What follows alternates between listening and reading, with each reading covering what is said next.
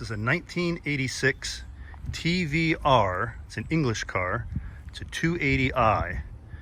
That has to do with the engine displacement, 280 cc's.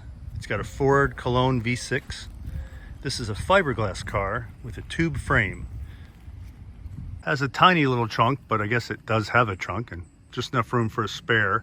And if you notice, the top pops off and will sit right back in here. Somebody was kidding me about my lack of enthusiasm for Mercedes interiors, and I said because English cars are just so much nicer.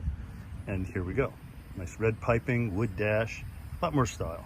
Engine's a little dirty, but it is a, like, as I said before, a 2.8 liter Ford Cologne V6. These were in the Mercury Capri that came into America and were very popular in England. Something really important, and I'm proud of, notice that air conditioning pump has a belt on it. The air conditioning in this works great, and it is about as rare as anything I've ever seen in a TVR. Here's a shot with the top completely up. This is a Targa option, so you get that open air feeling, but you don't have the wind blasting you back of your head. And here we are with the fully convertible open air version. It's really got good lines without the top on.